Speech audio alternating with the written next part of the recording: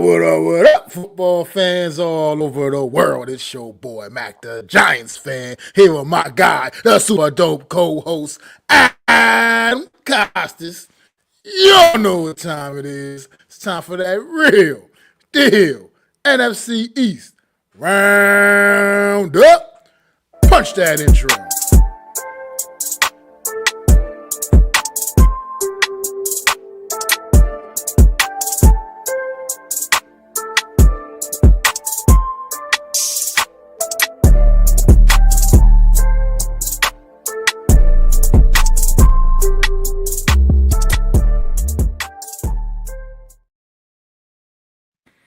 Good afternoon, good evening. What is going on, everybody? How y'all doing out there? Welcome to another edition of the Real Deal NFC East Roundup with myself, Mac the Giants fan, and my super dope co-host, Adam Costas. How you feeling today, bro? I'm feeling great. I love the intro you always give me. I hope I'm as dope as you say I am, but man, I love when it comes off, when it comes out, super dope co-host. Man, I just love it. Just love Definitely are as dope as I say you are. I wouldn't say it if you wasn't, brother. But I always appreciate you, man. Always appreciate you. But it's been season's winding down. Season is definitely winding down. We now know who it's will be basically watching the over. Super Bowl 59. Yeah, we know who the participants of Super Bowl 59 are now. What's going on, Kenneth? Man, thanks for popping in, man. But Unfortunately, Mac's worst nightmare is so repeating again. it's come to fruition. Once again, we'll be watching the Philadelphia Eagles in the Super Bowl. But at least we get to talk about it. Gives us something, another extra week to talk about something on the show. You know what I mean? So I guess some things had their ways of working out a little bit, man. But before we get to the Philadelphia Eagles, man, we're going to start with some other news around the NFC East, man. Brian Schottenheimer being named head coach of the Dallas Cowboys, being promoted within the organization, man. How you feel about this hire, Adam? Well, not my first choice if I were a Cowboy fan, with plenty of guys out there, especially one that's in the Super Bowl, Kellen Moore. I don't know what Jerry picked. I mean, according to Jerry, Brian Schottenheimer has a lot of football knowledge, being around football his whole life. His dad, obviously, is Marty, the late great Marty Schottenheimer, one of my favorite coaches growing up with those Kansas City Chiefs teams. He was also with the Browns. If you didn't know about that, been a part of a lot of NFL films and a lot of history. So Jerry kind of placated off that. He's like, well, the name, the brand that he's been a part of, Marty Schottenheimer, and now he's part of the Cowboys, and he hired in house. We'll see how it works out. We'll see if Jerry, is smarter than everybody else, but I'm not a fan of the hire. I think there was other guys you could have had. You could have still kept Mike McCarthy, who, by the way, is taking off a year of hiatus of coaching. That's what Jerry Jones does to you. He burns you out where you take a hiatus. So we'll see what happens. I mean, he's, I guess, the worst coach in the NFC East at this moment because he's done less than Brian Dable, even though Brian Dable he's his own entity. Obviously, Nick Sirianni is the cream of the crop, and then Dan Quinn has his team in the right direction. So of all the coaches, he's probably the least one that moves the needle for you.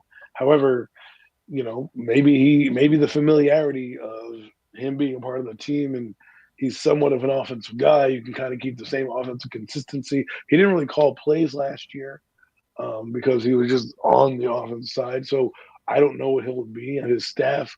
They're a little late to the game, so his staff's got to flesh himself out. Wouldn't be surprised they kept Mike Zimmer as defensive coordinator, and we'll see. I mean, the players like him apparently. I mean, again, that's all hearsay. It's not until you find out years after the fact what really happens. I mean, stories never die, and you find things out as you go. Heck, it's happened to me. I've found out legacy goes on in a job even though you're not there, and you're like, well, what do you mean? So, right now it's kumbaya and rainbows. We'll see how it pans out on Sundays in September. That's when the real bullets will start flying. And he hasn't been successful in many places, right? I think he was with the Jets for a little bit. He's bounced around the league. So we'll see if this is his first time at the job. We'll see how it works out. Now, all I say for this is Cowboy fans, it's going to be hard to evaluate your team because your team is loaded, right? You're not firing a coach like most teams do. You're having to let one go away because you couldn't agree on numbers. And now you bring basically what I'm thinking is like an interim type coach there. But your expectations of the Cowboys are, you're going to have Dak Prescott. Your line's going to be good. You're going to have free agency money to spend. This to Brian Schottenheimer has to be a success walking out the gate. You can't have all these, high priced guys and Des Bryant, CD Lamb, Des Bryant. We'll get into in a minute because there's some stuff popping off with him. But CD Lamb, Dak Prescott, the offensive line, and Micah Parsons, all these guys, all these personalities. You can't come in and be like, we're rebuilding. No, Jerry's going to be like, look what you got. Now, if he works with Jerry well and Jerry, they get a running back and they load up back on defense, and kind of fill in some of the holes that they had and, rebuild the team, they could be off to a successful start right out the gate. However, on the flip side of that is if it doesn't go well, his leash probably will be very short because you have all those players under contract that you just signed, and that window of opportunity is, going to be closing if you don't produce. So we'll see how it works out. Jerry, it might be that Jerry Jones should just spend the extra dollars and give Mike McCarthy the money. But we'll see. I mean, I don't know. As far as I'm concerned with this hire, to me, it was kind of, in a sense, rushed. You kind of almost in a sense, and I get your urgency and wanting to get a coach in place, but at the end of the day, this is just typical Jerry Jones nonsense to me. As far as I'm concerned, Brian Schottenheimer, I haven't talked to a Cowboy fan yet that's excited about the hiring of Brian Schottenheimer, or should I say the promotion of Brian Schottenheimer. I've talked to several Cowboy fans since this news has come out, and I'm like I said, none have been or even feeling even remotely excited about Brian Schottenheimer being the guy going forward, the new guy to take over and lead them into wherever he's going to potentially lead them. I think, yeah, he's got some good things going as far as the talent on his football team that I think vastly underachieved this past season, and so that can obviously change in a blink of an eye. These guys, they got some players down there in Dallas, but I think this is more or less a move that just kind of exemplifies what Jerry Jones is as an owner, man, and owner slash GM or whatever technically is these days. I mean, and just I think another guy that he can kind of maybe kind of feel like he can control a little bit, that he can pull the strings a little bit, and still, Jerry Jones needs to kind of get out of his own way a bit and get some guys in there and let them, run this team the way it needs to be run, man, and run it properly. Let people do their jobs. I think Jerry Jones has a problem. He kind of has that Al Davis syndrome a little bit. Maybe not quite as bad as Al Davis used to be with it, but still, nonetheless, he just kind of can't stay out of his own way and just, that's what you hire guys for. Let your son, do his job.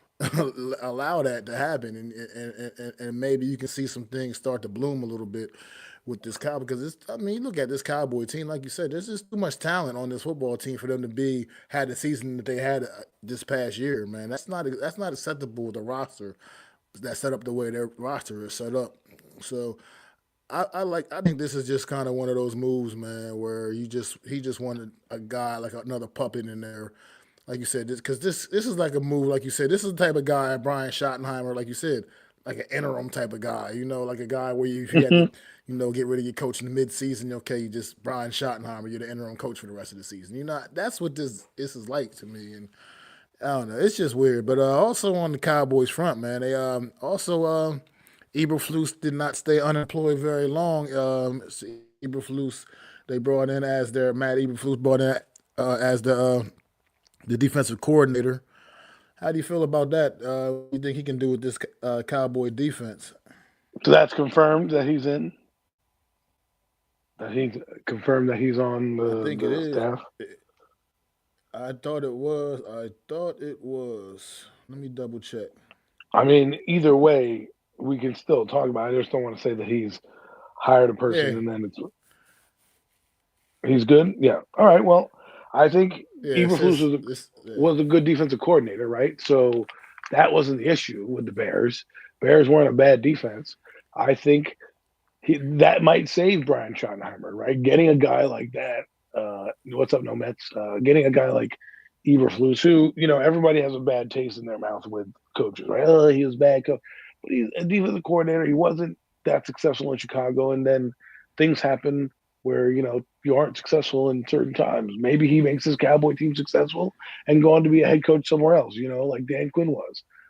He's got that experience, and sometimes failing, you learn from your mistakes. So I think it was a good move. We'll see how fast it comes to fruition. We'll see what they do in the draft, because if you look at Eberflus's defense, especially in Chicago, he had a lot of different guys rushing the passer, and it started with the middle linebacker in the middle of the field. Remember, they got rid of Roquan Smith and brought in Tremaine Edmonds, and then T.J. Edwards there. So I wouldn't be surprised, if a couple of those guys are brought over. Montez Sweat was the guy they had. So you'll see, maybe they'll do something with DeMarcus Lawrence, but who knows? He might want to go with his defensive coordinator to Washington. So it's a lot of moving parts in Dallas, and you would hope.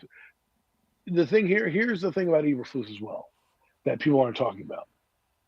If things get sticky with Schottenheimer, you have a guy in Eberflus who's a head coach already, right? So don't be surprised if you hear the whisperings of a firing and he becomes the head coach, right? Just these are the type of things that happen, especially with Jerry's timeline. He's going to want them to be, winning fast. And what Eberflus can do that people may not know, since he's already been a head coach, he can already understand how to command the room. He can, Brian Schottenheimer can say, listen, I trust you with the defense. This is my vision. As long as you follow my vision, we're going to be good to go. And you can easily see it working out because he can just get the defense and shore that up real quick. And then the offense, he, again, I don't know who the offensive coordinator is, but his hire so far with defense is not bad. I'm not going to say Eberflus is anything to write home about, but Mike Zimmer was there. I'm surprised Mike Zimmer is not the coach, to be honest with you. I thought that's who they were going to go to, being that he had head coaching experience and he was with the Dallas Cowboys years ago and he came back. I thought that's who they were going to pivot to. So, but to answer your question, I do like the Eberflus hire for Brian Schottenheimer. It gives you an experienced guy on your staff as you grow as a coach. Yeah, I can agree with a lot of your points there. I mean, also, this is a guy, Eberflus, familiarity with the organization as he coached in Dallas. I guess he was a positional coach in Dallas in 2011, 2017. So, yeah, this gives the guy, some familiar, like I said, familiar with the territory a little bit down there, and a guy, like you said, with some head coaching experience. He didn't have the most great success as a head coach, but he has head coaching experience nonetheless. I mean, if things go left, you do have a guy you could turn to in that kind of situation. I mean, but Dallas will still be on the search looking for an offensive coordinator as well, as they're down at the Senior Bowl this weekend. Scouting out a lot of the talent down there. I don't know, what kind of directions do you think you can see this Dallas Cowboy team lean into in the offseason as we head into as we're into the offseason now, pretty much full blown into the offseason, basically from almost everybody in the league. What kind of direction Well, you need to see the Cowboys going to? I think they're going to shore up the trenches a little bit, and that's what they like to do, like to focus on that. We'll see how a guy like Mozzie Smith plays into it. I think they'll retool the defensive line. They are in the top 10, I think, or close to it in the NFL draft. So it wouldn't be surprised if they try to get the running back from Boise State. He's been linked to them. They need a playmaker in that backfield to kind of offset some of the things. I think they also need to go get a receiver to help out CD Lamb and see how they develop their tight end. I think they'll bring in more depth at the offensive line position. And they might be looking for a backup quarterback as well with Cooper Rush. So those are some of the areas that they might want to go in. And I think they can bring in a lot of different players. They do have a solid roster right now. It's not like they don't, with Trayvon Diggs and Deron Bland. A couple of those guys, I think they'll have to bring in a middle linebacker of some sort because I think Eric Kendricks is good for what Mike Zimmer wants to do, but is he good for what Eberflus wants to do? So if I were the Cowboys, I'd look at some of the Bears players, see who's coming off a contract that might be on the defensive side of that team, and some of the guys that are going to fit his system. You obviously know that they have Micah Parsons, so I'm intrigued to see what he's going to do with the Bears. With Micah Parsons, because every defensive end, every defensive team comes in, and they always want to focus on one man, and that is Micah Parsons. So I want to see how he's going to utilize him on blitzes. There, like I said, in Chicago, the defense wasn't too bad, and I'm just going over their roster right now just so we can see if there's any players coming off that they want to look at. So I mean, Keenan Allen, actually, I know that he may not bring that guy over, but I think he would be great for them as a possession receiver with CeeDee Lamb. They have, let's see, anybody on defense. They do have Darrell Taylor. Well, he might come over. I don't know who he is, to be honest with you. They have Jalen Jones. So they don't really have many people coming off defensively. I mean, look for Adrian Colbert. He might go over there. He's a free safety. Jacob Martin might go over there. He has another linebacker in Eamon Agbiani. Those guys, the reason I bring these guys up is usually when you bring in a new defensive coordinator, you probably are going to go down that road and get some of your guys that are familiar. But, some pending free agents, I mean, Keenan Allen, I'd sign him up right now. To me, I'd sign him up. I think they're going to get some defensive line. It depends on how much the Cowboys have to spend. Let's look that up right now. Cowboys free agency money, right? Because going, that'll Daniel?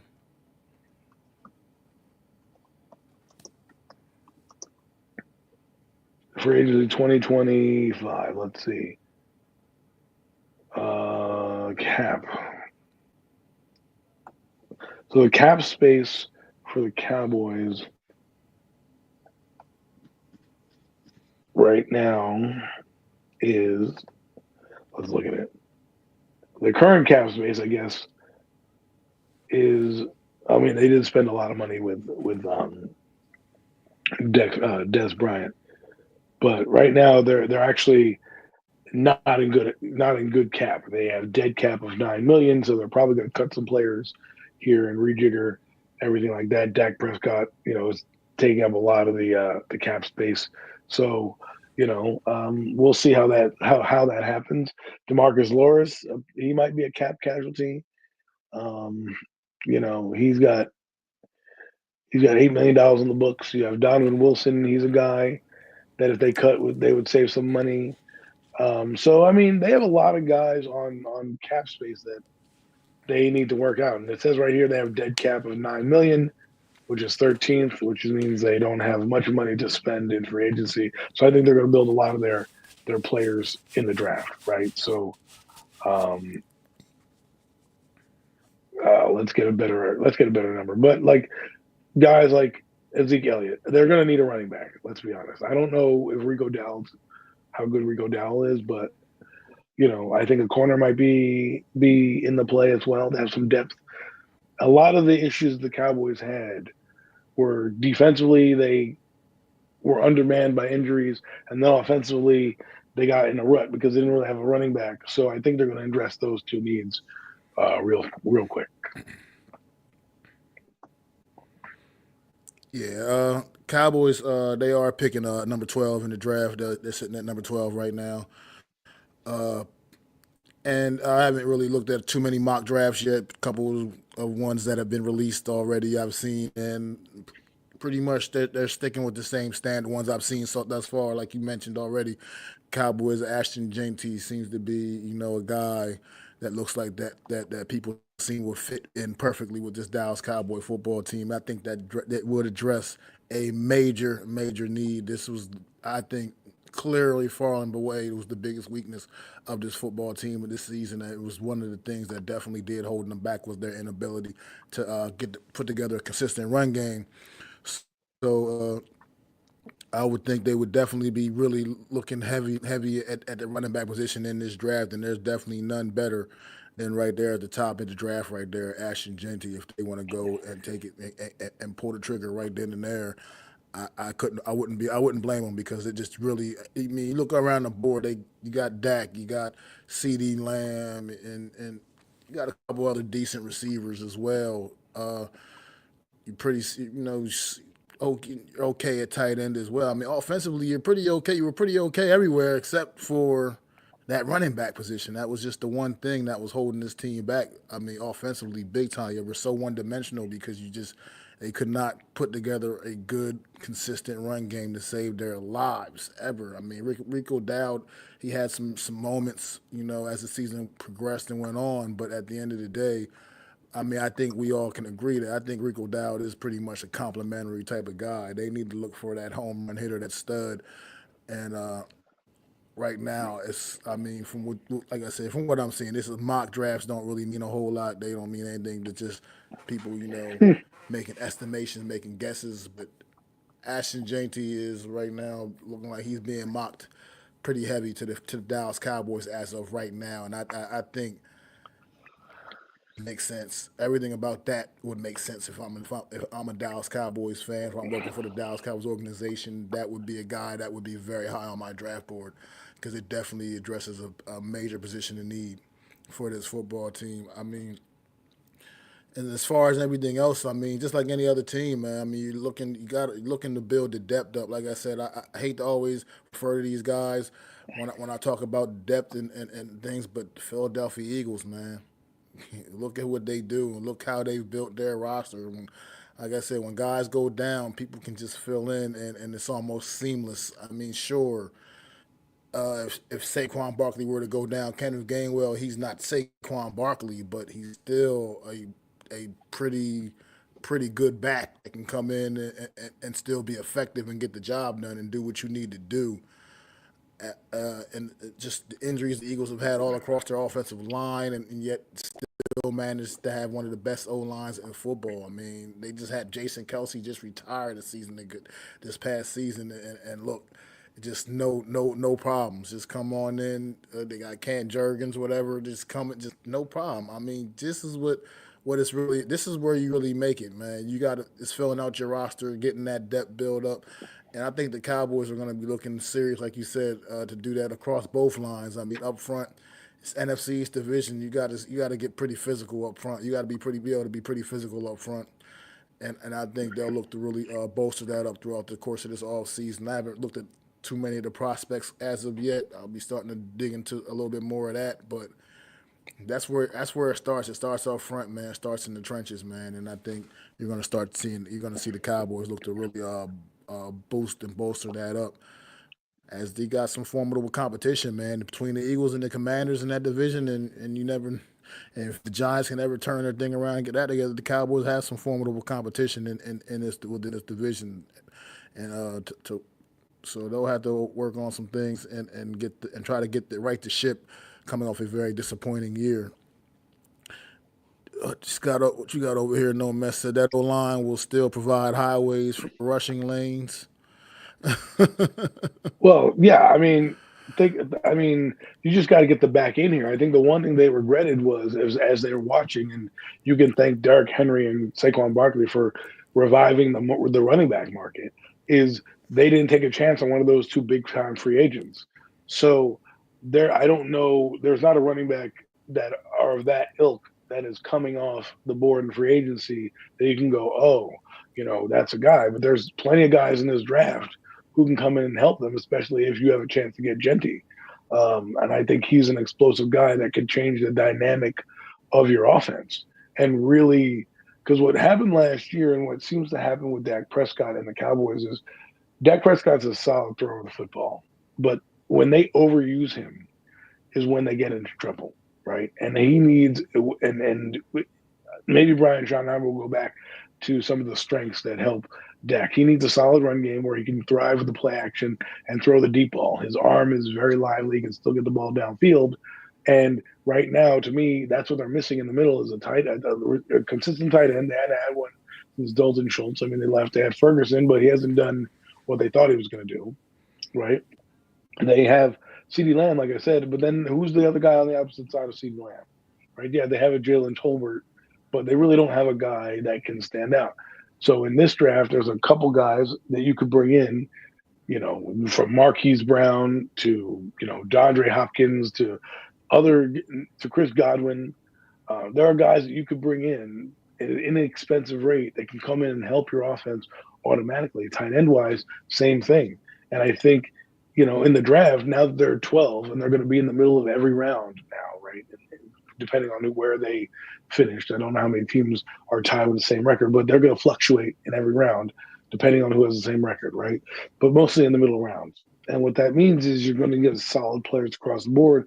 And this draft is very deep in the D line and very deep in the O line in terms of that regard. So I could see them taking Gentry and then filling the trenches out with that and filling some holes in free agency with a couple of receivers. Because again, the Cowboys they were Jekyll and Hyde team last year. There were some games where you're like, man, they're going to the Super Bowl. And then there are other games where you're like, man, their team shouldn't even be on the field with them. Right. So let's see how they, can shore that up. I think they're going to rely a lot on their defense next year with Eberflus. And we'll see what they can get on offense. If they can get the steady O-line play and the offense is not too much of a difference than they had last year, and they can get a running back. They had Zeke Elliott for, why? It took Rico Dowell 10 games to get 100 yards, right? It wasn't until he played the New York Giants where he was averaging 100 yards. You're like, oh, this guy's a solid back. Now pair him with a Genty, and you can tire out the defense with the kid from Boise State, and then Rico Dowell can come in and be your bell cow at the end of games when guys don't want to tackle anymore, and he can just come in there and be that power back that gets you the yards and the short yardage. I can see them doing it. They need to upgrade that room. I think outside of receiver and running back was even worse than receiver, I think, for the Cowboys, if you had to put their two units together, just because CeeDee Lamb he's a big thing, and that's when you have a big piece like that, it adds to the receiver room. But when you have no piece like that in the running back room, it kind of hurts.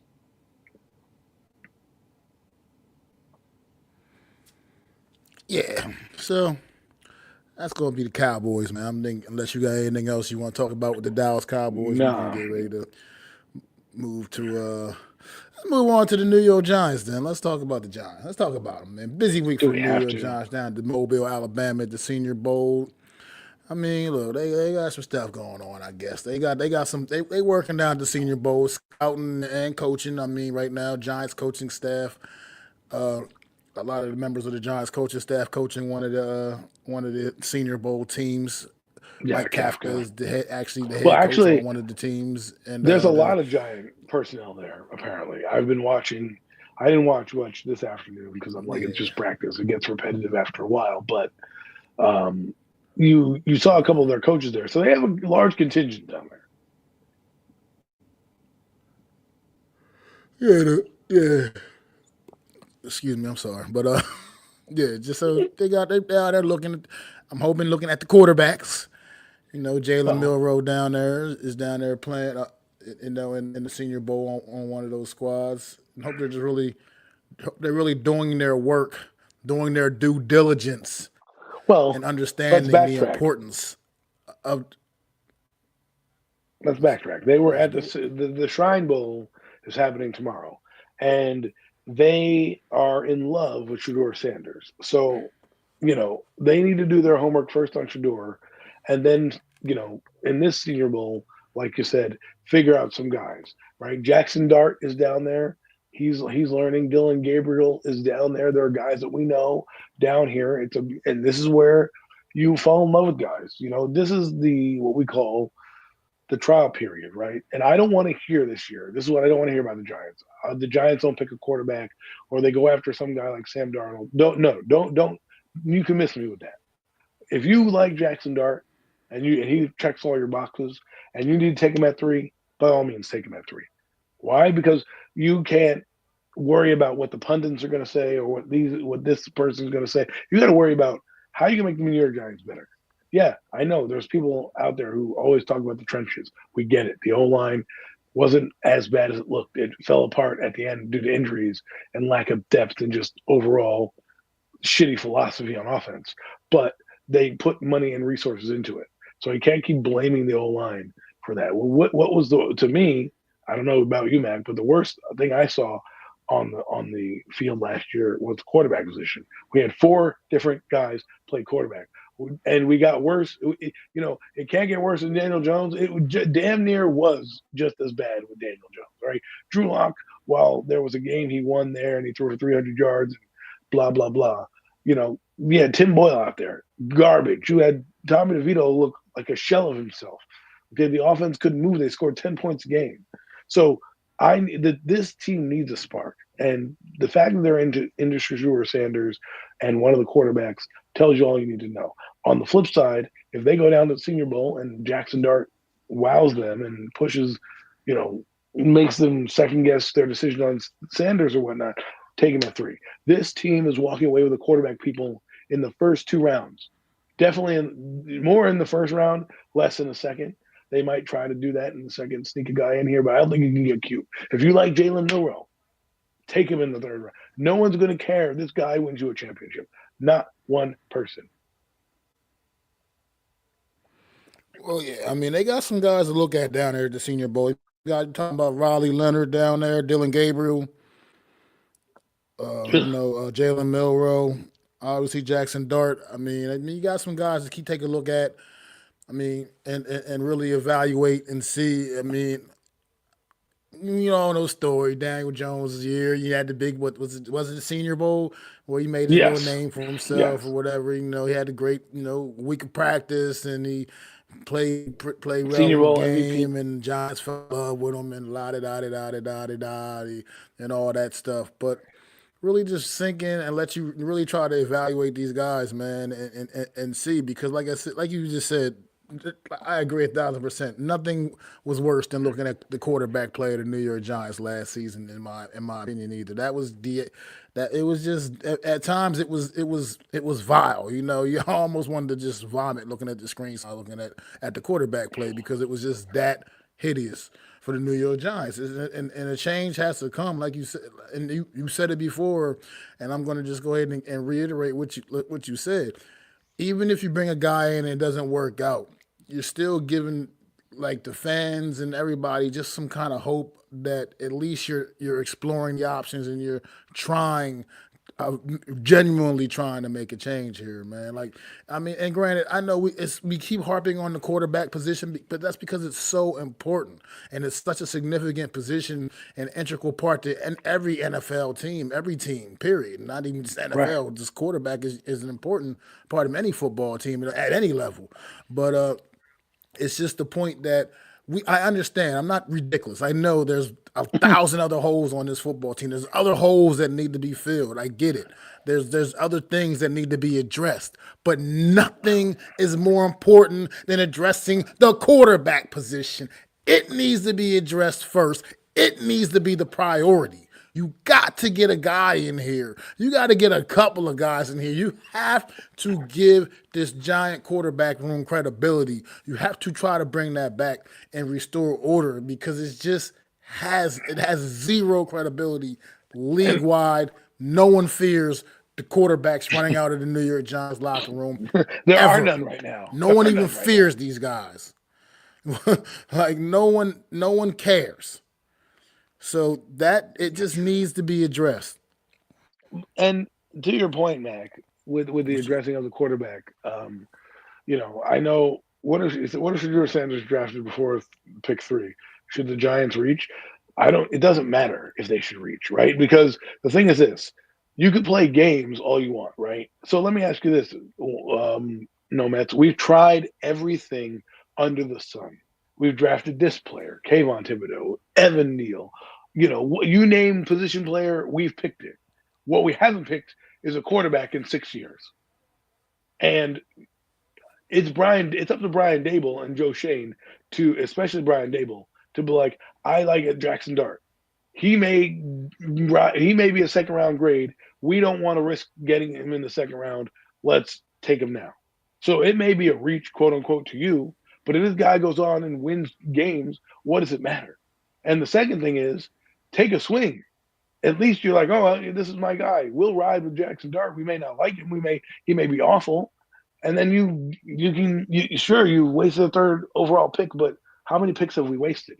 We drafted Barkley. He ain't even on the team no more. We have Andrew Thomas. That guy's always injured. How many games has he won for us? Right? We sit here and we talk about what if he's a reach? What if that reach ends up winning the Super Bowl for you? We never go down memory lane with Eli Manning, right? Before we had Eli Manning, we had Dave fucking Brown, who they spent countless resources on. Okay? And then they were like, oh man, Dave Brown fucking sucks. Let's bring in, Jim Foster to help resurrect his career. Well, guess what?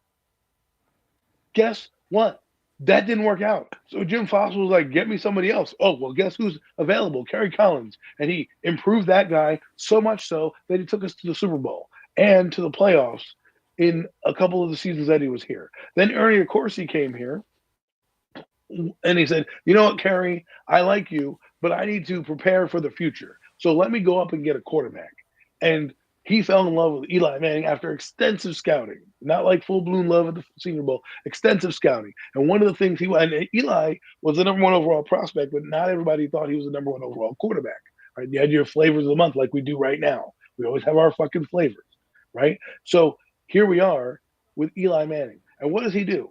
He goes up and gets his guy. And I'm sure if Twitter was alive and well, they would be like, we gave up too much. We got fleeced. Blah, blah, blah. We could have just taken Phillip Rivers at 4 and all this other stuff. I'm sure it would have happened because I was a little perturbed at the way he went about doing the draft. Once he was our quarterback, I didn't care. But I always thought growing up as a kid, we'll get to your birds, Joe. Relax. I always thought that when you get drafted on a team, you have to honor that team. Like Elway had the same problem with Accorsi. He was like, you know what? I don't want to be playing for the Baltimore, Colts. I'll go to the Yankees. So the owner didn't want to draft him. Eli Manning did the same thing, and now he had a chance to get Eli. He was content with Ben Roethlisberger, but in the small thing, he went after and got it. And now we didn't have a first round pick in 2005.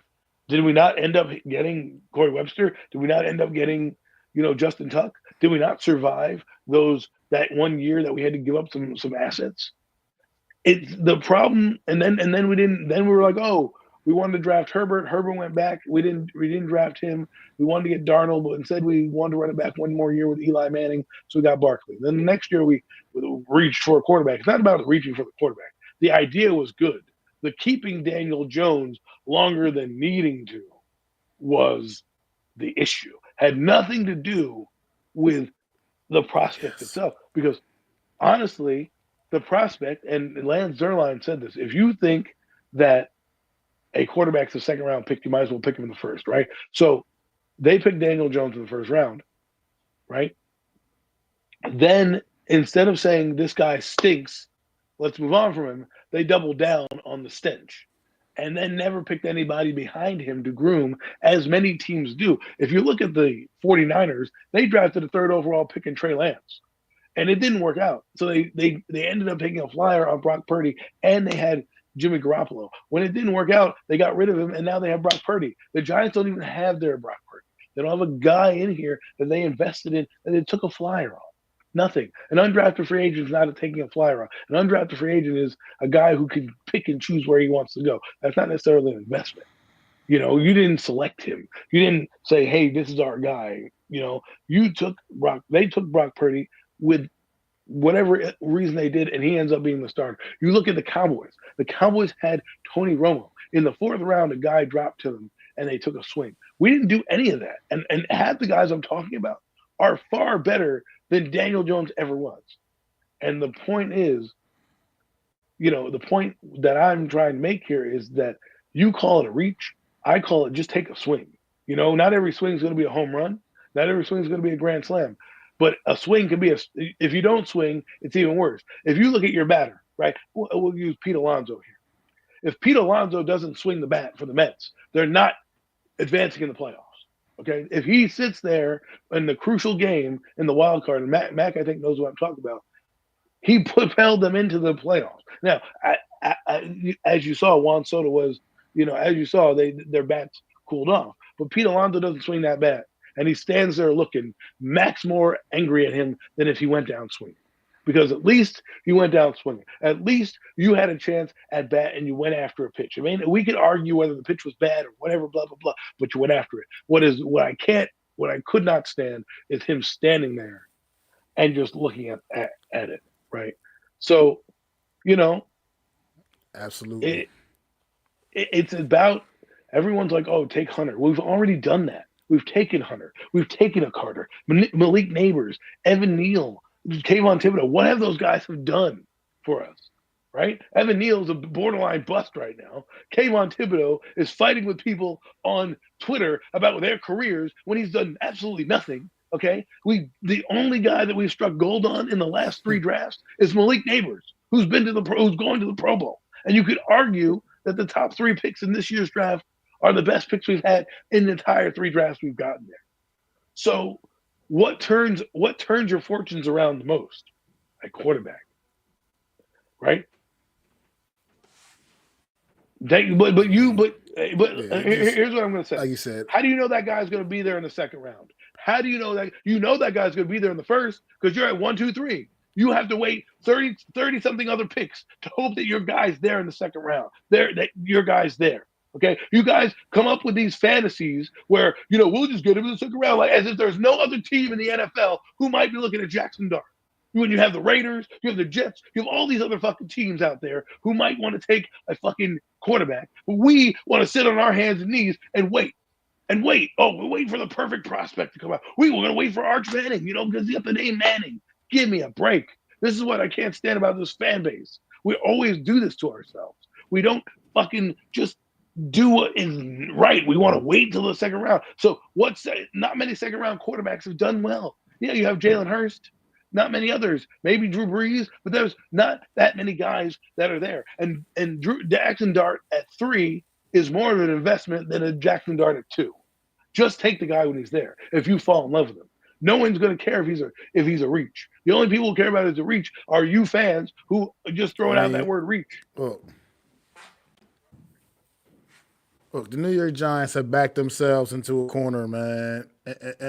And right now, it's not about a reach. It's about what you absolutely need to do. And then if you're not taking a quarterback, then once again, you're not going to be taken seriously. It's just what it is. And I saw some of your comments, obviously, Mosey, man, the Joe Milton, trade a third for Joe Milton. The thing about trading a 3rd round pick for a Joe Milton is Joe Milton, you got one game, you got tape of one game of Joe Milton, the last game of the season against what was it, Buffalo, I think. Right. And he played really tremendous. He played well. He did. But that's it. You got one game. And Joe Milton was what, a 5th or a 6th round draft pick, I think. You're just gonna give a 3rd round pick now for this guy who you've seen play one NFL game. And I just can't get really jiggy with that right now, bro. I mean, right now you got to take your opportunity that you have sitting at number 3 overall pick, and you make the most of that pick. And making the most of that pick is going and getting your guy, getting the quarterback that, like Adam said, you fall in love with a guy.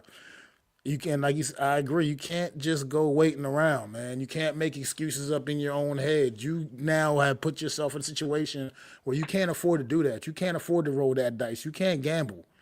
Right now, this is critical. The New York Giants are critical right now. And they're on life support.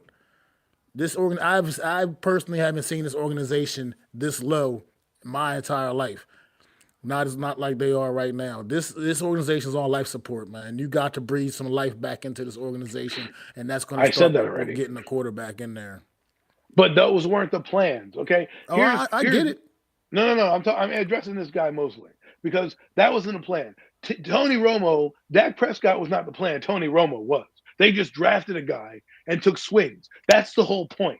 Okay, we don't even have a late round QB on the roster, and not every late round QB does well. Not everyone. You can name the anomalies across the NFL, but that's not the norm. There was a norm that says most of the quarterbacks are picked in the first round, and most of the quarterbacks are picked in the third round. There's only in the last few years there was a stat that only 6 quarterbacks were picked in the second round. One quarterback of the second round has done well, and that was Jalen Hurts. Most of them are picked in the first because you want the investment. So even if you reach on a quarterback, it's take the swing. We've seen teams like the Jets. They've moved on from Zach Wilson. They moved on from Sam Darnold. They took swings. They did it. It doesn't work out. It doesn't work out, right? But you can't sit here and order the perfect prospect. You want to tell me, oh, Travis Hunter? Great. You get Travis Hunter, and then you get me Riley Leonard, and then you go out. Who are you getting at quarterback to throw the ball to both Travis Hunter and Riley Leonard? I'm glad that we got Malik Neighbors. What did Malik Neighbors do? He had 1,100 yards, and we won 3 games.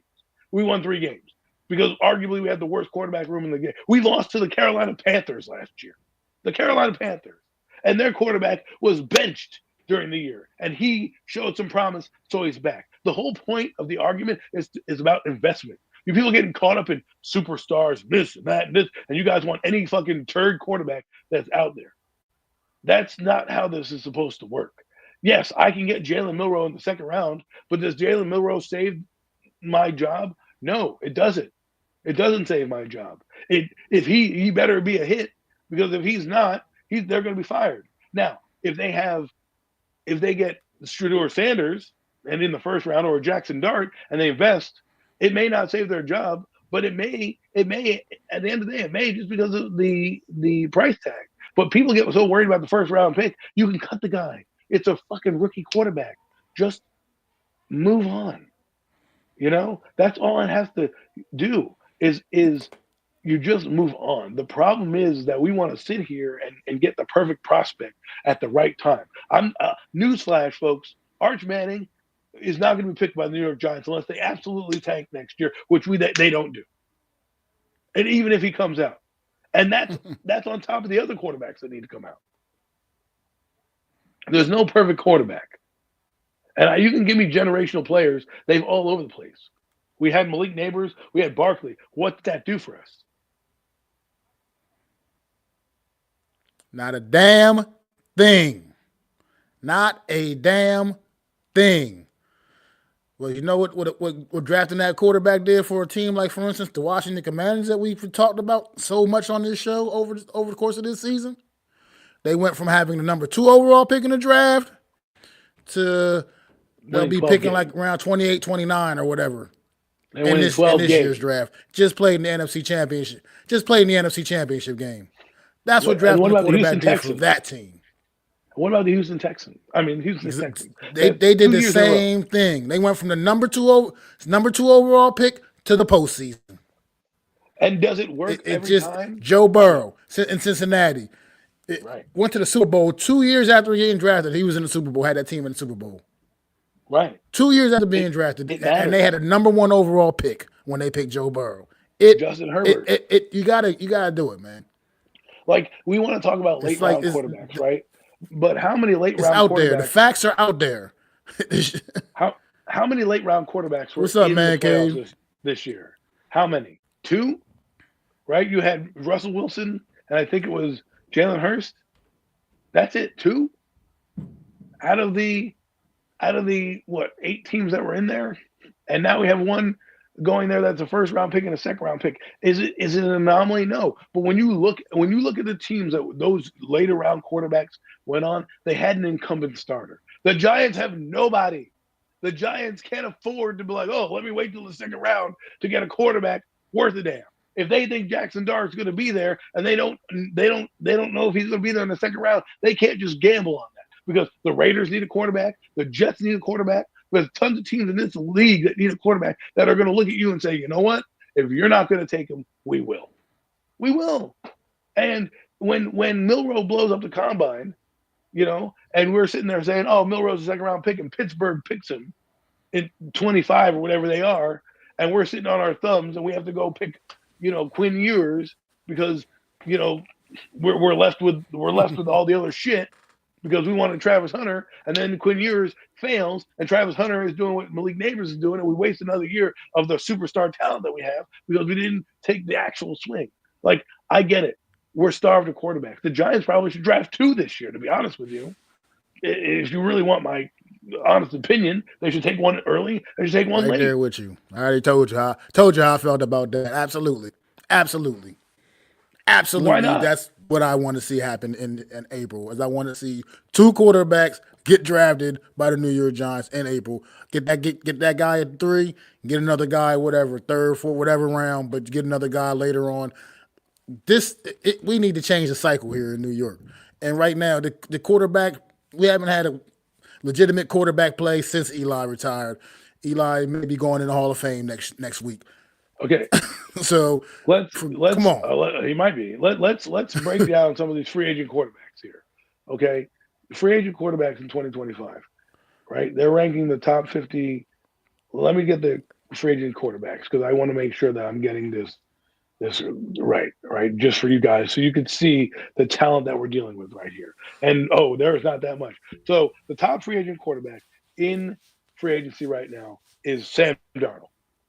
Sam Darnold. I don't want Sam Darnold. I don't know if he's going to come here, but Nope, I don't want no parts of it. Next one up. Don't want no parts of it. Next up is Justin Fields. I mean, good, but what has he done? He hasn't really done much. He's not a great passer. He's not refined. I wouldn't be upset with bringing him in, though. Wouldn't be upset with bringing a guy like that in just to add to the room. I'm not looking for him to change but at the end of the day, I wouldn't be like, I'd be okay with that. But you got Russell Wilson.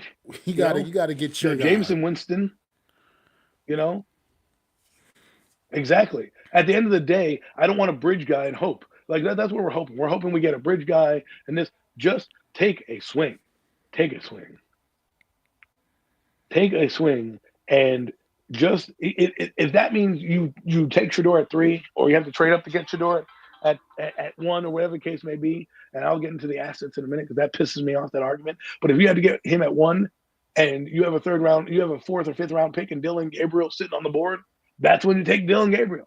And you let those guys grow together in the system while you have a Mariota. I mean, the guy that I would want the Giants to get would be like a Mariota type. A guy that is a bridge, a wise veteran who's been around the league, who can help usher these kids in. With Justin Fields, yeah, sure, I like him, but where you're trying to hit gold with that kid. So my last point is this: I don't give a damn about assets. People are like, you got to trade assets. Go get your guy. It's going to cost you money. It's going to cost you a tax. You pay that tax. And if Shedeur Sanders or Cam Ward or Jackson Dart, let's just use those 3 names, end up winning you a Lombardi, who the hell cares? Who the hell cares? No one cares. Who cares about the guys we gave up for Eli Manning? Are we really over spilled milk right now? Sure, it was Sean Merriman and like Mike Nugent or whatever the kicker was. Am I worried about that anymore? Oh my God, they gave up too much. No, they survived. They moved on. They took the swing. If it didn't work out, he was going to hit the bricks. The problem is not about the guy coming in. The problem is if he's not good, don't stand on him. Don't just think there's no other option to turn to, right? And we need to get a guy in here that we can all come together and say, let's support him for 3 years. After 3, if Shedeur Sanders sucks or Cam Ward sucks after 3 years, boom, go. See you later. Bye. But I'll break this down for you. And this is my last point on them, and we can move on to the other things. If the Giants draft a quarterback in the 1st round, let's even say the 2nd round. Let's dabble that just for you late round QB wanners out there, right? If they take a late round QB or QB and nonetheless, and the Giants go 0-4 to start their season, because if you haven't noticed, their schedule is pretty brutal. Regardless of injuries, it's pretty brutal. Let's say they go 0-4. Play the 2 toughest divisions in football next year, folks. The 2 toughest divisions in football next season. And not to mention we sprinkle NFC in some West, other NFC teams. North. Right. Those are right there. It's hard. You could say you could beat the Raiders, fine, but they got the Broncos, the Chiefs, and the Chargers who all went to the playoffs. Okay, you've got the 3 teams out of the North that went to the playoffs. Not to mention the 2 teams in your division that won 13 and 12 games respectively. One happens to be in the Super Bowl, if you haven't noticed. Okay, so if the Giants go 0-4, they're going to need somebody that we're going to rely on because a lot of us aren't going to want to see Justin Fields. Oh, hey, Justin, you came here. It's not working out. Let's keep him out. No, you're going to say, hey, man, we drafted Shedeur Sanders. Let's get that guy in here. We drafted Cam Ward, Jackson Dart, whoever that is. Let's get him in here. And if he shows promise at the end of the year, these guys are going to be brought back. They are going to be brought back. John Mara is not going to do what he did with Daniel Jones and say, let me fire these guys. They're going to be brought back. And so for me, what I need people to understand is stop focusing on it being a reach and focus on that we need to have a need. Focus on that we haven't taken a swing in 6 years. And what's the worst that could happen? We've already been through some of the worst quarterback play in the history of Giant football. What's a little bit more time if we fail? Guess what? If we fail in 2026 with a quarterback, we can take another one in 2026. Like, what is the problem? Oh, well, you know what? Shedeur Sanders fucking sucks. Okay, we'll just take another one in the second round, or we'll get somebody else. You know what I mean? And if you trade your asset away, that people keep telling me about, how do you know that guy's going to be good, right? Evan Neal is a 5th overall pick. Let's say the Giants end up 5. Evan Neal, how's that worked out? Kayvon Thibodeau, how's that worked out?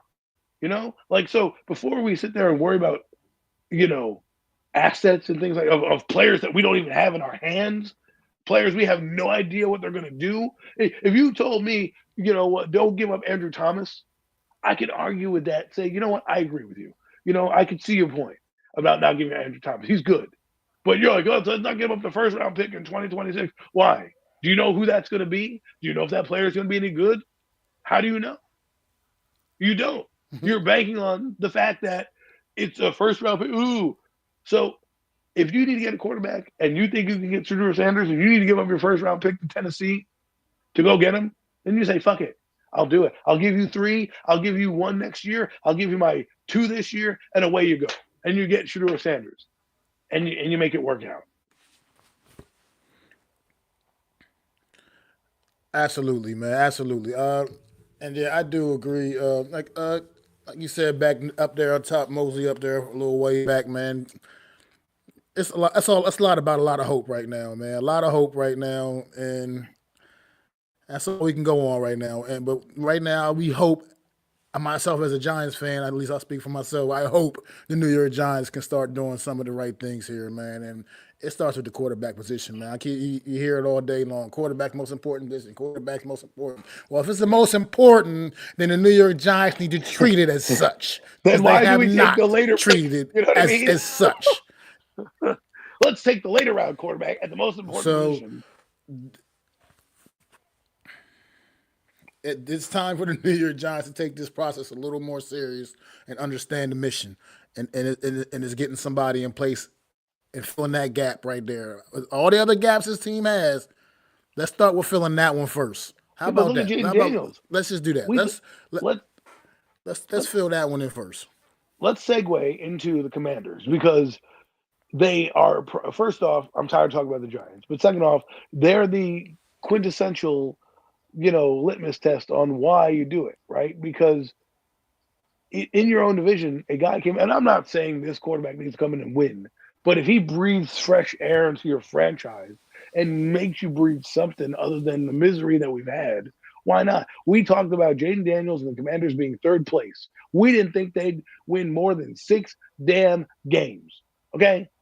They got their quarterback, and he changed the atmosphere in that place. Look at C.J. Stroud. Coach D'Amico Ryan said, yo, CJ changed the whole culture of the locker room. Now, some other guys take a little while. They're not all going to be hits.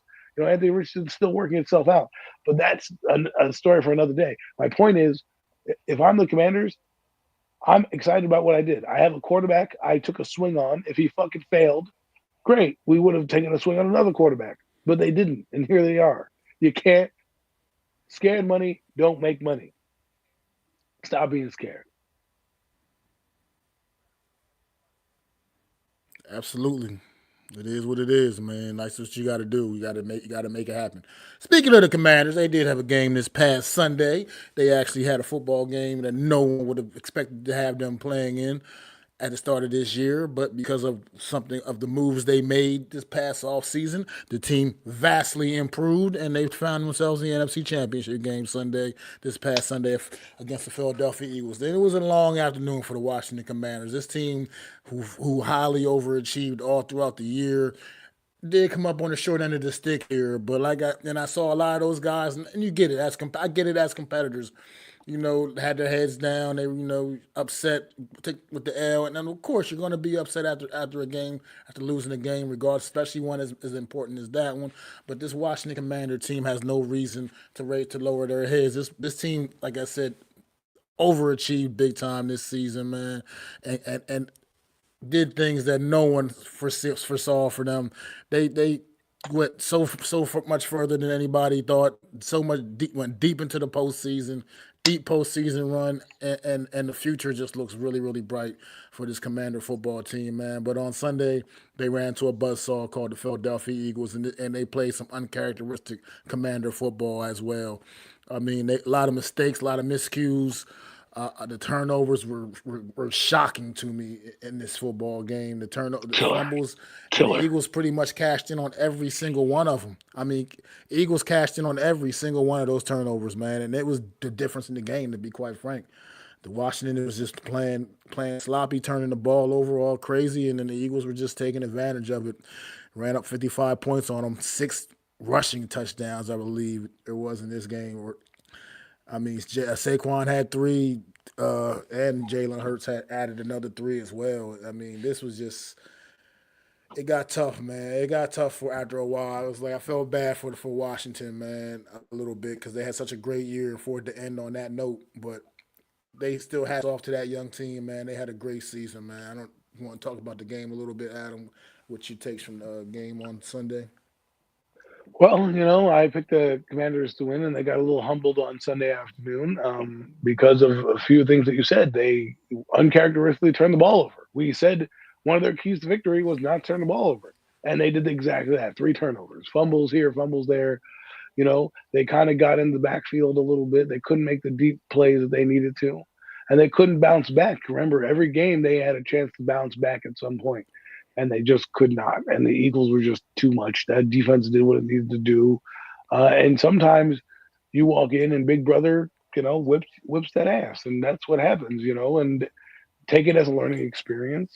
They weren't supposed to be there in the first place, but the defense that they had got exposed. And it wasn't, they didn't have the lead.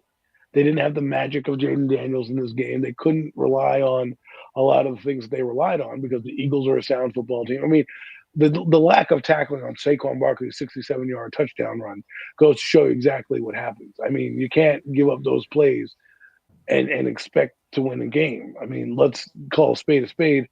Saquon's having a fantastic year, but still, there were guys there to make a tackle and they didn't.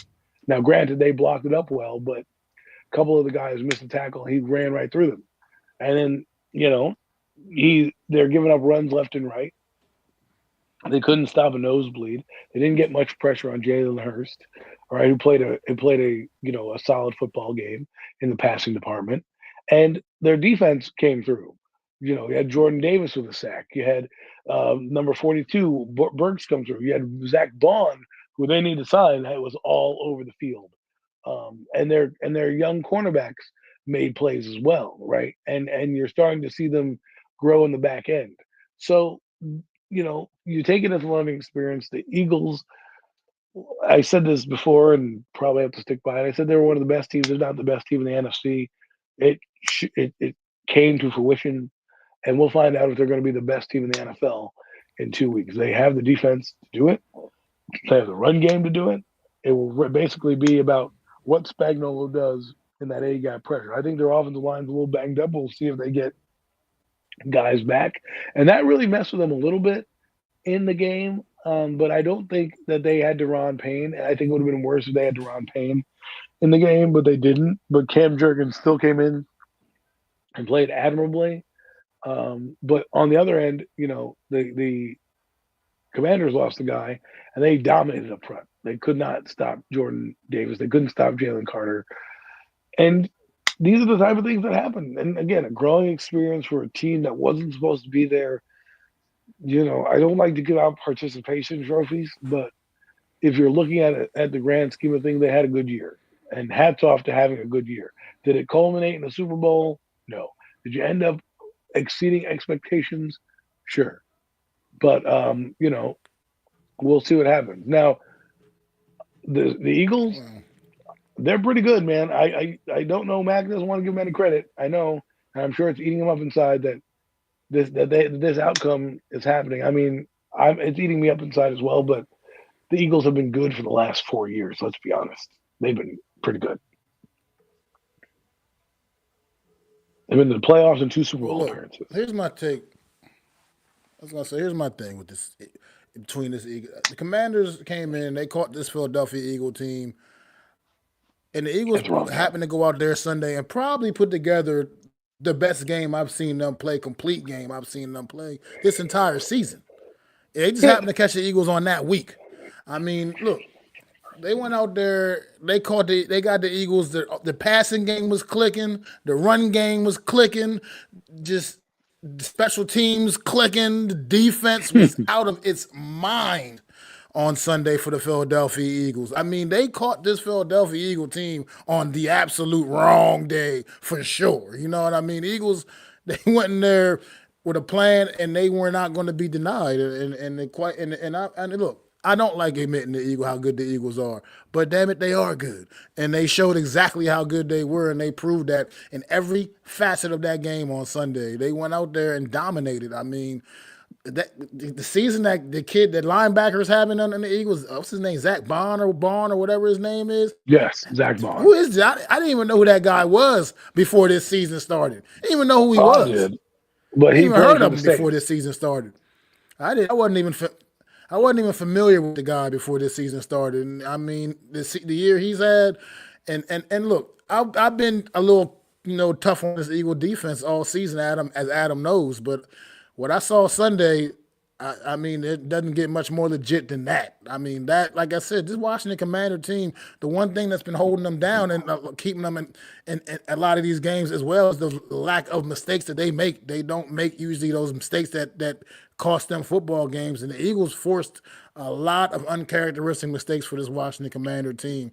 So hats off. I got to give props to that defense. I do. I mean, it was as advertised. They played out of their mind. And like I said, offensively, Jalen Hurts, he had to shut his critics up, man. People were really hard on Jalen Hurts. First couple playoff games this season against Green Bay, against the Rams, it really kind of looked, he was looking a little suspect at times, a lot of the way, especially, with his passing, his ability to get pass the ball, get the ball to his receivers. But he went out there 20 of 28, 246 yards and a touchdown pass in this one, man. And Jalen Hurts was on fire, man. So and he was spreading the ball around spreading the ball around. A.J. Brown, he wasn't on the sideline reading books this week. He was out there getting the job done, man. Very effective. And just, it was an impressive performance, man. And it's going to take that kind of effort for the Philadelphia Eagles in a couple of weeks.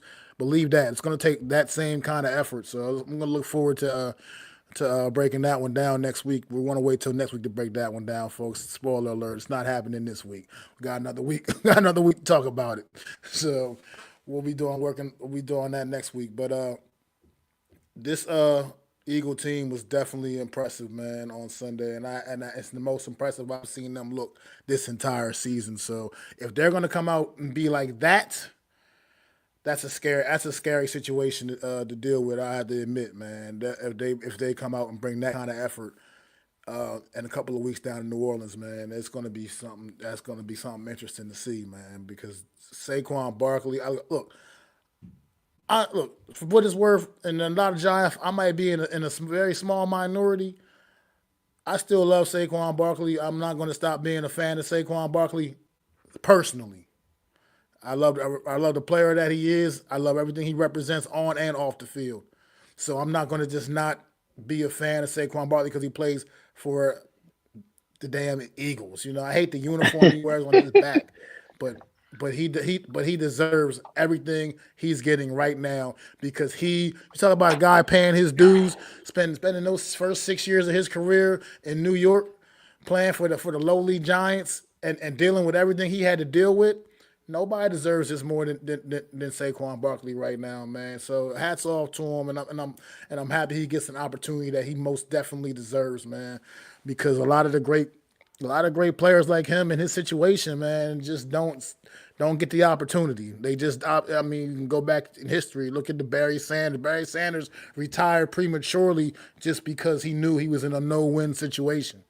And it just sucks to see great players like that had to go out and end their careers in ways like that. And at least Saquon gets an opportunity, man. It sucks that he's doing it in that uniform, but look, he definitely deserves it, man. And I'm proud of him, and I'm happy for him, and good luck to him. But that's about all the Eagle praise I can do, man. I don't know if I can do much more. Adam is starting to. I'm over here starting. I'm starting. You know what I mean? It's like this is nuts. But Oh man, oh my God. I can't. I don't want to see them win, but if they happen to win, good for him. And it'll just be more of indication and more of what we talk about in terms of um, the running back position and how it can change a franchise. I said to an Eagle fan, this guy will get you to the Super Bowl. That's what I said to him. I said he changes your dynamic. He will get you to a Super Bowl because DeAndre Swift, while your offense was good last year with DeAndre Swift, Barkley changes everything if they wanted to continue to run that same offense. Obviously, they didn't. They brought in Kellen Moore, and they do so many different things. But when you have a guy like Barkley that can get a full head of steam 5 yards, 5 yards down the field, and you're a DB, there's a reason why those guys whiffed on those tackles um, uh, with the Commanders. It's not they made a couple business decisions, and then Barkley was like, "Oh, you're not going to tackle me? I'll just take it to the house. Thanks very much." And he's really taken like they did a thing on I think it was Instagram or Twitter. I saw one of those social media platforms. It was like one of the best signings of all time of free agency that paid off. Reggie White to Green Bay. They said Peyton Manning to Denver. They had like there was a couple others, and then they had Barkley to the Eagles, which just paid immense dividends. And that's what you want. A team like that, you come in, you have turmoil all over the place with AJ Brown, who, by the way, should be traded in my eyes, but comes in there, calms the nerves of all those people. All these guys reading a friggin' book on the sidelines, right? Calms the nerves down, makes it not a me team, just give me the ball, I'm going to take it over. And that's what he does. And it would only be fitting for him to get a Lombardi trophy. I mean, I'm not saying I necessarily want them to win. It would be interesting to see. I think if it was another team in the Super Bowl, I'd definitely be rooting hard against Kansas City. But Kansas City is also tough, and like Max said, we'll break down that game. We might not break down that game next week because we have some trivia. But the week of or next week, we haven't decided yet. We'll break down the game and let you guys know what's happening. Definitely break it down because I think it starts next week. I think actually it is next week, the game that Sunday. So we probably will have to break the game down and give you a little trivia that week, and then we will recap it the following week and close it out and give you the results and what we thought about the game. But to round it out with the Eagles and Barkley, I'll be honest. I didn't care if he stayed. I was like, we can lose with you, we can lose without you, right? And what I thought was bad was how the process went of not even trying to sign him, and how it went about with the Giants. And then how we miscalculated and how the Eagles who do this all the time. This is the norm for the Eagles. They got AJ Brown. They finagled a trade with Tennessee and got AJ Brown out of there. They drafted Devontae Smith. They got Mailata in the later rounds. They have Lane Johnson. They figure out how to get players, and then they ship players off. Okay, like James Bradbury, bye off the team, but they still have Darius Slay. They drafted two of the best corners in the NFL draft, and still have guys like Eli Ricks on the team. Okay, they got guys like Zach Bond from the Saints who was misplayed in that defense. They bring him in with Vic Fangio, and he changes their defense. He's their defensive MVP. Like they have Jalen Carter, but he's their defensive MVP. right? They have N'Kobe Dean. They have Jeremiah Trotter, which is kind of odd that Jeremiah Trotter went to the Super Bowl in 2004. His son, 20 years later, is going to the Super Bowl in the 2024 season. Absolutely nuts to think about that parallel, but it came up on a social media thing. But they have guys all over the place. And I'm going to tell you what, folks, this team isn't going anywhere. If you are a Giant fan here sitting here, well, we've closed the gap. We might even have closed the gap on the Cowboys, who have a down year. Okay, these teams are in it to win it, and I would expect the Commanders to be like, you know what? With our $100 million to spend, we're going to go out there and we're going to try to contend for this thing next year, and they're going to try to be the one hosting the NFC Championship game. Okay, they're not going anywhere. They haven't gone anywhere. I said to you for 4 years, the team's in the playoffs. 2021 playoffs. 2022 playoffs. Super Bowl appearance. 2023 playoffs. 2024 Super Bowl appearance. And they went to the Super Bowl in 2017. They were in the playoffs in 2018. They went to the playoffs again in 2019. They had a dip in 2020, and now they're back in the playoffs. If you look at them, they are a staple of winning franchise because their front office does it well. They have decent coaching across the board. And if Nick Sirianni wins the Super Bowl in that town, he's never leaving the Philadelphia Eagles. And all I hear from Eagle fans week in and week out is how much they complain about every little nitpick. Oh, well, I don't like our quarterback. I don't like this. I can't deal with your problems because you have first world problems. My team's a third world country. We ain't got a fucking pot to piss in, and you're fucking sitting here complaining about winning. We sit here fucking shitting fucking holes in the fucking ground, and you fucking sitting there in your bidets and your fucking mansions and your fucking, oh, well, the caviar wasn't that good this afternoon. Fuck off. I don't hear all that noise. You know, you win. Be proud that you freaking win. Enjoy the fucking ride and stop complaining. We can't relate to those problems, okay? Exactly. We can't. We can't relate to those problems. Like, what are you talking about? We're Giant fans. He says, Mosley right here says, we need to focus on contending with the division more than anything. And I agree 1,000% with that. It also starts there. You got to be able to compete within your division because it definitely does start there. You play, talking about these are opponents you play twice a season. You know what I mean? We so you got to be able to, you got to be able to compete with the teams within your division, man. You got to be able to compete with the teams you're most familiar with. And right now, the Giants can't even do that. I mean, for the first time in franchise history, going 0-6 in the division. That's just disgraceful. 0-6. 0-6. 0-6 within the division alone, and we've already talked about like what this New York Giants schedule is going to look like next year. You got the AFC West, the NFC North, and then look at the teams in your division. Look at those games right there. That's 6 games in the division that are going to be brutal. 6 games in the division that are going to be brutal. Then you got 6 more games outside of your division that are against playoff teams from the postseason this past year. I mean, it's going to be a rough ride. I mean, it's going to be rough, man. And that's why I keep telling people, don't expect like some kind of major turnaround here. But we're looking for progress. Right now, we're looking for progress, legitimate progress, and we're hoping we get that. You know what? I'm not even looking for legitimate progress this year. I'm going to bring it down to bare bones that you say. I need a competent football team. Okay, I don't need fucking progress. Okay, I need you to go out there, line up, not get penalties, and lose because you're just not talented enough on the field. Not because you don't have a fucking kicker. Not because you don't know how to sign a player here and there. Not because of just sheer incompetence that we've had all year. I need this team to go out there and get me Shedeur Sanders, get me Cam Ward, fucking get me Jackson Dart. Hell, even fucking Will Howard. Get me somebody to believe in that is going to take this mess away. Because then next year, if we get a Shedeur Sanders, we go 0-4, and he comes in and we win a couple games, and we're 4-5, we win 5 games. At least we see this kid, and we're like, all right, he's good. Next year when we have another Travis Hunter, because guess what? The drafts aren't, every draft has fucking top 10 players in it. They're going to be top 10 players next year. I wouldn't be surprised if there's another generational player that happens to fall to us. So why not just get the quarterback now? And by the way, we have other draft picks and free agency. So it's not like getting one. You people look at one player and think, oh my God, we can't get one player. It's one fucking player.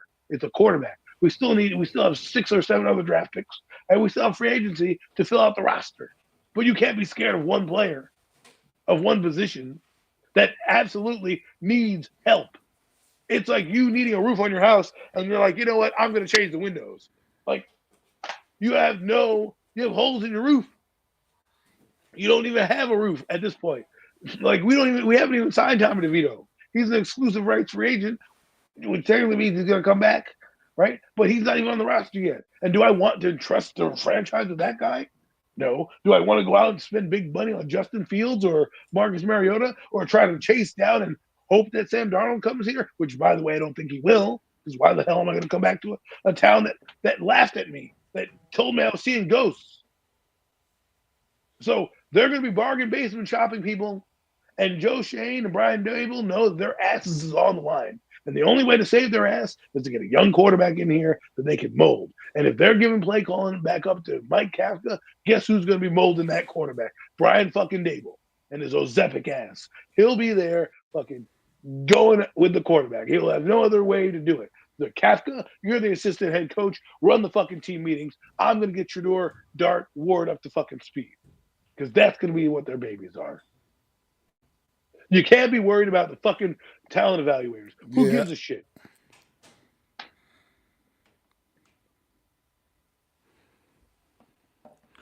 That's absolutely right, man. Absolutely right, man. That's right on the money. And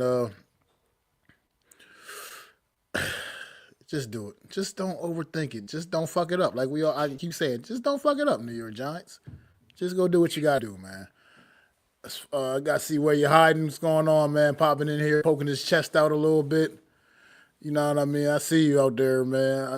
I mean, look, come in here and treat the Washington Commander fans that way, brother. I mean, look, they had a great year, and it is what it is, man. They wasn't supposed to be there. Y'all were expected to be where you guys were at on Sunday. They weren't. So just the fact that they were even the team that you were going against, you know what I mean? Hats off to them, man. You gotta give them show them a little bit of love, bro. Said free Kafka. We'll see. I kind of feel this way Kafka, too. Man. I kind of feel this way too. Where there's smoke, there's fire. I believe the Giants, and here's what: the Giants are going to suck next year. Just what we said, right? That number 1 overall pick is going to be a lot more valuable than the Raiders' number 1 overall pick. I can tell you that right now. I can basically put money on that shit right now. I'm not saying that they're going to get it right. You got to take the fucking swing. You guys are too worried about even taking the fucking swing. That's the problem. I care less who's making the pick, but if you have a chance to get a quarterback, fucking take it.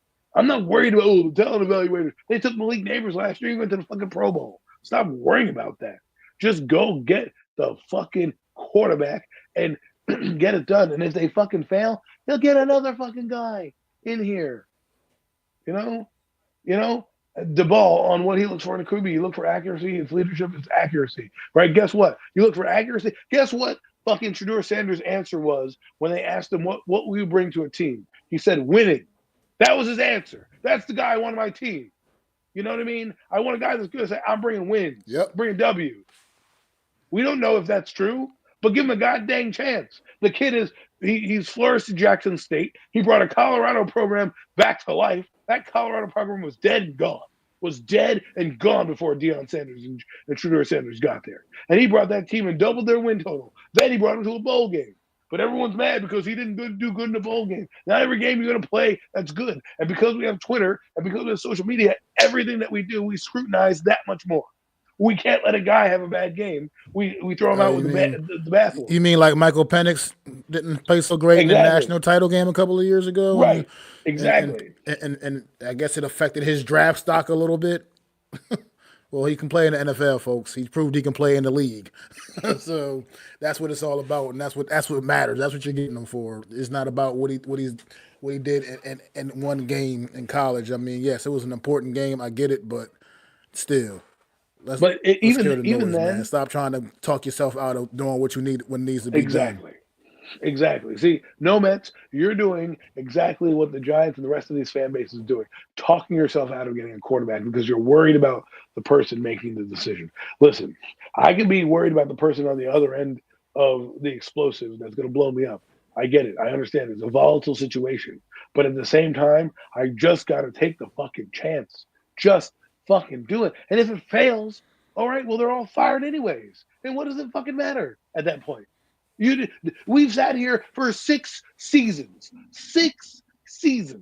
with poor quarterback play, and we're worried about not even. We don't even want to take the one at the top of the draft or trade up for that guy. We want to take one in the second or third round because we hope with no quarterback worth a damn on the roster that this third, fourth round pick is going to come from obscurity and be good.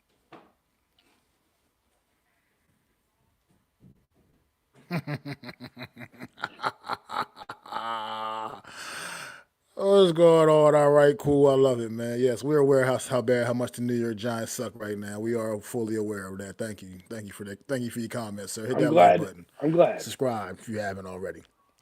Like for example, like this. We and here's my point about the quarterbacks in the draft, right? Yes, receivers can come in and do their thing, right, and be good. Every player can. We've seen it across the board. But were they scared to take Malik Neighbors? No. They took a swing on his potential. It came through. He probably is the best receiver in the draft class right now, but it came through. You got to take the swing. We don't know what we're going to get with Shedeur Sanders, but I tell you what I will get. I will get some hope. I tell you what I will feel. I will feel like the Giants, maybe they're turning it around because they did the right thing. You know, it breathes life into your franchise. When we haven't had life in this franchise in 6 seasons, we're sitting here. I had people sitting here telling me Daniel Jones is better than this person and that person and this person. And those guys, all they're doing is winning. And I'm sitting here worried about taking Shedeur Sanders. Oh, we can't pass on Travis Hunter. Why not? Because we need a quarterback more than Travis Hunter? I'm sorry. Yeah. Yeah, and Roma Dudes, you know why they were scared of Malik Neighbors? Is because of all the things that Malik Neighbors is going to do when we fucking suck. When we fucking suck, he's going to be like every other diva receiver saying, I need the ball, I need this. You know what Roma Dudes is not going to do? He's not going to do any of that shit because he didn't do it in college. Okay? That's not what he did. Malik Neighbors was yelling at JD5 on the sidelines at LSU. He was. And right now, what's he doing right now? He's over there hanging out with JD5, high-fiving him. He's not high-fiving anybody on our team because they didn't like their coach. He didn't even like being here. But if you get him fucking Shedeur Sanders, I guarantee you his attitude changes.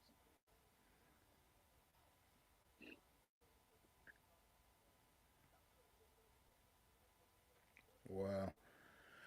I mean, that's it. Like I said, it's just nothing really more needs to be said, man. We know what the mission is. We know what needs Take to the happen, fucking man. swing.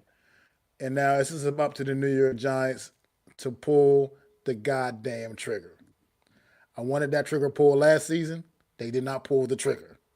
I still can't fathom me how you go to a draft last season like that with all of those talented quarterbacks. I'm not even talking about the first round guys. Even some of the late round guys, that were available. All of those talented quarterbacks, and you don't take a swing on any of them. And we're more angry Last about season. This is where we are now. Number 3 overall pick. I one of love those Travis quarterbacks Hunter. falls to I you, think he's you a take great them. player. I love the kid. I love the kid from Penn State. Great, tremendous talent. You know what I mean? The linebacker or whatever, edge rusher or whatever. Andre I love Carter, him. yeah. Great talent. I do not want to hear those names getting called for the New York Giants at number 3. I just don't. I can't. I don't want to hear either one of their names being called for the New York Giants pick at number 3. You got to make the move. You got to take a quarterback. So it just Listen, is what it is. you don't pass on those 2 QBs last draft to take Jackson Dart. Listen, I don't care. If they like Jackson Dart, they put themselves in this position. They have to, quote unquote, reach. So if they like Jackson Dart and they think he can be a quarterback for a franchise, you take Dart. You take Dart. That's what you do. I don't know if he's going to be DJ 2.0. We say that. But what was DJ's problem? He didn't have moxie. He wasn't good. These guys you're talking about, Dart's got more personality than Daniel Jones ever had, has more production in college than Daniel Jones has ever had, and has played in a better conference than Daniel Jones ever had. So he is not DJ 2.0. He's just Jackson Dart. Let him be whoever he is. If he fails, he'll fail because he's not good, not because of this. Daniel Jones was not good in college. He didn't play good in college. He didn't have good production in college. He's nothing like that. I'll even take Milroe and his lack of production because he has more talent than Daniel Jones. The problem, if you want to tell me that these guys were valued too high, taken too high, guess, go ahead. I was going to say, this is the comment here. Exactly right. I mean, like you said, you come in, you get hired in this position, Joe Shane, Brian Daboll on this team. How do you go 3 consecutive drafts and not take a quarterback in any of those drafts when Daniel Jones is your guy? Like, that's a great – there's everything wrong with the New York Giants right now.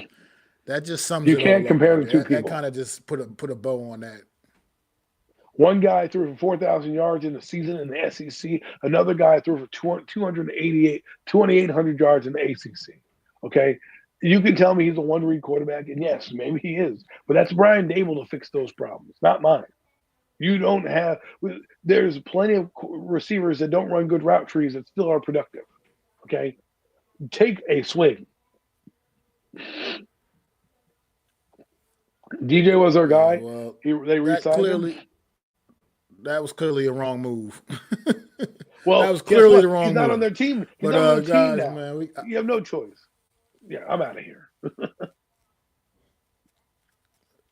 Look, it's been a great show, man, and I appreciate everybody in the chat, man.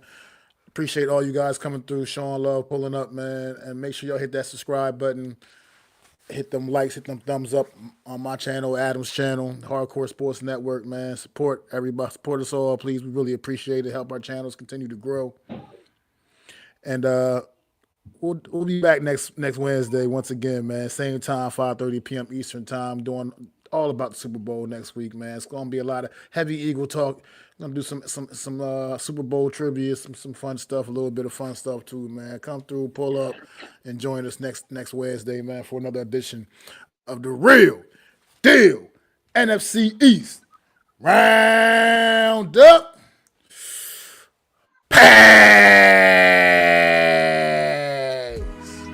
I'd like to thank you all for listening. If you was feeling this, please take time to subscribe and smack them likes. Feel free to drop a comment. Let me know what you think. Don't forget to ring that bell so you know when I'm dropping new content. It's your boy, Mac the Giants Fan. You can find me on Twitter, YouTube, and Facebook at Mac the Giants Fan. That's MACDA Giants Fan.